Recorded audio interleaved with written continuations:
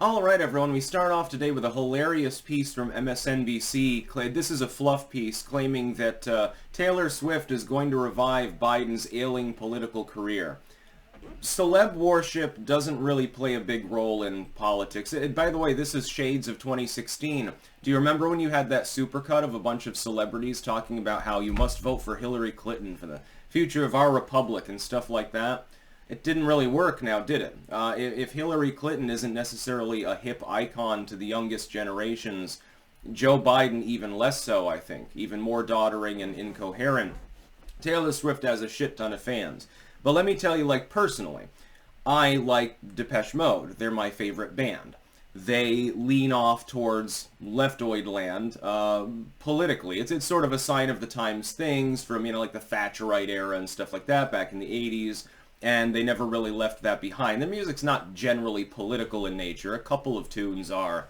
There's a little bit there, but it certainly leans left. Most musicians in the mainstream do because it's fashionable. But the fact that I probably wouldn't see eye to eye with Martin Gore on political topics doesn't mean I don't like the music. And the fact that I do like the music isn't going to make me more likely to vote for the Socialist Party or something like that. Annie Lennox is probably the greatest example, though the Eurythmics were my favorite band when I was a kid. As you can tell, I really like the 80s, especially the early and mid-80s. Annie Lennox is very woke. She is a radical feminist. I think at one point, she was part of that group that had shirts printed with AIDS blood, and I think she was wearing that for a while. She's, Sisters Are Doing It For Themselves, one of her crossover hits. I can't remember who she was singing it with at the time, though. And so there's wokeness involved. The fact that a singer that I really like and I really respect the music happens to have views at variance with me doesn't make me say, well, if Annie believes in it, I suppose that I believe in it. And I think that's the way that it is for 99% of people, unless you are an absolute cock-gobbling super fan. Almost like literally licking Taylor Swift boots, like, if she sold her used shoes online, there'd be one hell of a bidding war by perverts, I'm sure.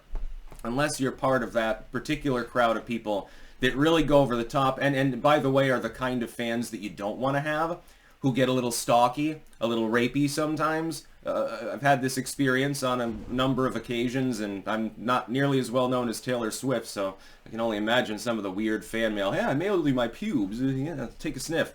It's not going to change your vote. And nothing says youth and vigor, by the way, like an 82-year-old man who wanders off on stage. If she appears with Joe Biden at an event, if anything, it will just encapsulate Joe Biden's elderly feebleness. And he'll have to sit there pretending, oh, come on, man, I've been a Swiftie fan of Taylor here for many, many years. It's like, yeah, the music that Joe Biden listens to on his old school iPhone or something. Certainly, they weren't charting in the 50s and the 60s. No, he's very hip to modern music. Obama used to pull off this shtick, but that's because he was in his 40s.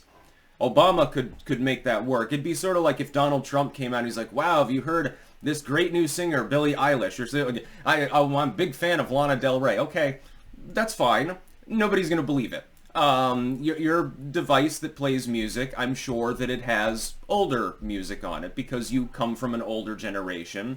I like to pride myself on being expansive and cosmopolitan, like in my musical tastes. Like, I don't really watch new movies and series, but I do listen to new music. I put it on the alternative channel. And actually, some of the new alternative music is really fucking great, mainly because it incorporates elements of, like, the synth era of the early 80s. It also crosses that over with swing music sometimes, like a big band cabaret early 80s crossover. So you're thinking of, like, a neon-lit disco club, but the people are wearing zoot suits. That's sort of what alternative music is right now, based on what I'm hearing on the actual modern alternative channel. I like it. So yeah, the Zoomer music, it's redeemable. Better than what most of us fucking millennials had. We had black metal and the retro movement, and that's pretty much it. All other millennial music, for the most part, sucked dick. Taylor Swift is not going to save Biden's career.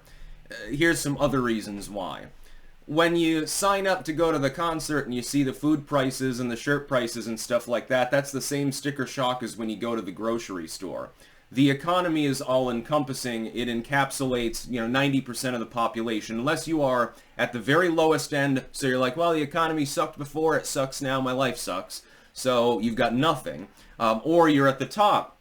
You're in the top 2 or 3%. And so you're insulated, basically, from economic fallout. Unless you're in one of those two groups of people, I think that Taylor Swift encouraging you to vote for Joe Biden is less of an encouragement than looking at your wallet at the end of the day. We've got other problems, too. We've got numerous problems going on in foreign policy and diplomacy. The border crisis is beginning to hit home for people that are far away from the southern border. Taylor Swift can't magically make those problems go away.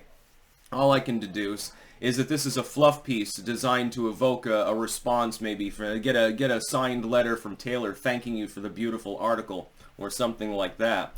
I don't expect her to appear up on stage with Joe Biden. It'd be funny though. Imagine. Actually, I support this because the comedy value would be infinite in nature. Imagine that Taylor Swift does do a concert and surprise guest, it's Joe Biden or Kamala or something like that. Pete Buttigieg out of nowhere. Get up on stage and do the cha-cha a little bit. Joe Biden would be doing his old 50s shuffle. That'd be great. I want to see that. I hope it happens. I'm just skeptical as to whether they would be crazy enough to try to pull that off. Because again, he might fall down and break a hip up on stage next to Taylor Swift, and she'd be like, she'd do that typical awestruck reaction that she does. And by the way, I don't have a real problem with Taylor Swift. There are a couple of songs that are listenable. It's just not really, that kind of pop really isn't the genre that I tend to listen to. Seems like a relatively innocuous person. The other problem with the article is it reads too much into her being like a potential political figure. She's primarily a singer and entertainer. She sings and she dances and shit and plays guitar. That's not politics. You can lend yourself to it, but she doesn't seem particularly inclined to do so. If you want to find somebody on the left who's, a celeb and has an audience in the modern sense, you'd have to go with Lana Del Rey, I think, over anyone else. That would be funny. She might have Biden up on stage. She did do that one music video where there's that old dude. I think, wasn't that her dad in the video? I'm not 100% sure. I can't remember. But like snuggling up with some old dude, and I guess she doesn't have a problem with that. I think there might be some daddy issues or something involved. Swift doesn't seem to have that problem. She seems to have more of a problem keeping boyfriends, and everyone's mystified as to why. And so I don't really get into celeb gossip, but from the political perspective, I just can't see even a full-throated endorsement, like a benefit concert for the Democratic Party. I just don't think, number one, it'd go over well, and number two, I just don't think it would change anyone's real political metric. Just like the fact that a majority of the music that I listen to is ostensibly made by people who lean left in their political views. As long as it's mainline music, whether it's from the 70s, 80s, or whether it's modern, it's going to be in that direction. That's just the way that it is. I still like John Lennon. I think that John Lennon's music is great. He was, as far as writing, I think the most talented Beatle. George, a close second. Paul McCartney comes in last. Fucking Yellow Submarine was better than most of his sappy love songs, and had a little feud with Lennon over that, actually, at one point. The fact that he was blatantly socialistically political doesn't mean he wasn't a talented musician. He's also, by all accounts, a terrible husband. He used to beat his wife. Then he only stayed with Yoko, and most people don't know this, only stayed with her after she agreed to let him sleep with their secretary or their receptionist or something like that. And he's like, all right, you can crawl back into my life, but I'm banging this other chick too, so I'm going to have twosies.